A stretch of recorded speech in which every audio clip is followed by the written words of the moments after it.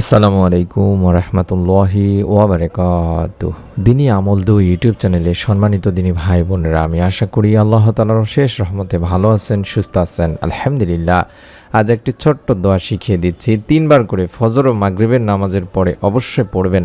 আল্লাহ তাআলা আপনার জীবনের সমস্ত গুনাহ ইনশাআল্লাহ মাফ করে দেবেন। কোরআনে বর্ণিত গুনাহ মাফের তাওবার দোয়াটি শিখিয়ে দেব এবং বিশ্বনবীর সঙ্গে আপনি জান্নাতে পর্যন্ত যেতে পারবেন। জান্নাত লাভের সহজ একটি দোয়া, যে দোয়া পড়লে জান্নাত ওয়াজিব হয়ে যায়। বিশ্বনবী সাল্লাল্লাহু আলাইহি সাল্লাম সঙ্গে করে জান্নাতে নিয়ে যান, সেই আমলটি করবেন। পবিত্র রমজান মাসের পরে ভিডিওটি দিচ্ছি। বিভিন্ন ধরনের বেহায়াপনায় না থেকে অবশ্যই আমলগুলো জারি রাখবেন।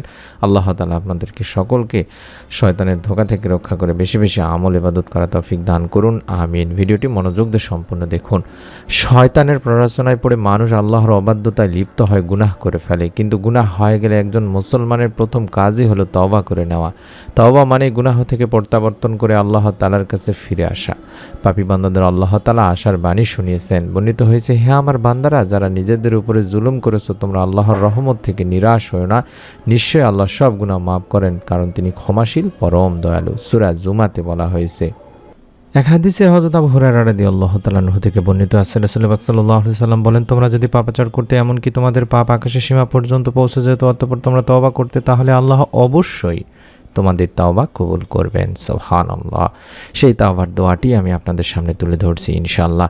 আপনারা চেষ্টা করবেন ফজরের ফরজ নামাজ আদায় করার পরে যখন তাসবিহ তাহলিলগুলো পাঠ করবেন, সেগুলোর সঙ্গে সঙ্গে এটিও যেন 3 বার পড়েন, এবং মাগরিবের নামাজের পরেও আপনারা চেষ্টা করবেন নফল নামাজগুলোর পরে।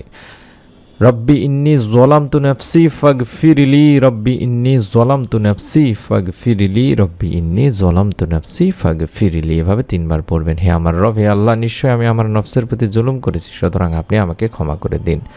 সূরা আল কাসাসের 16 নম্বর আয়াতে দোয়াটির কথা বলা হয়েছে। এবং দোয়া ও প্রার্থনা যেহেতু একটি ইবাদত, হাদিসে এই দোয়াকে ইবাদতের সবচেয়ে গুরুত্বপূর্ণ অংশ হিসাবে যেহেতু সাব্যস্ত করা হয়েছে, আল্লাহর কাছে দোয়া না করলে আল্লাহ যেহেতু অপছন্দ করেন, তাই দোয়ার মাধ্যমে সহজেই আমরা আল্লাহর সন্তুষ্টি লাভ করতে পারি। যে কোনো বিপদ আপদ এবং সমস্যার সমাধান পাওয়া যায় এই দোয়ার মাধ্যমে। তাই সব বিষয়ে আল্লাহ তাআলার কাছে অবশ্যই চাওয়ার কোনো বিকল্প নেই, কারণ তিনি একমাত্র সাহায্যকারী ও সমাধানদাতা।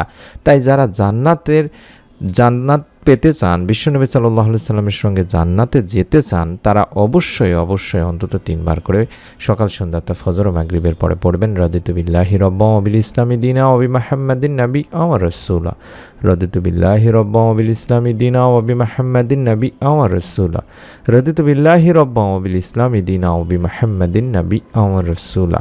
এভাবে 3 বার পড়বেন। আমি আল্লাহকে রব, ইসলামকে দিন এবং মুহাম্মদ সাল্লাল্লাহু আলাইহি সাল্লামকে রাসূল হিসেবে সন্তুষ্ট চিত্তে মেনে নিয়েছি। আবু সাঈদ খুদরি রাদিয়াল্লাহু তাআলা আনহু থেকে বর্ণিত আছে, আল্লাহর রাসূল সাল্লাল্লাহু আলাইহি সাল্লাম ইরশাদ করেন, যে ব্যক্তি দোয়াটি পড়বে তার জন্য জান্নাত ওয়াজিব হয়ে যায়। হাদিসে আছে, এই দোয়াটি শুনে বা এই কথাটি শুনে আবু সাঈদ আনন্দে বিস্মিত হয়ে যায়।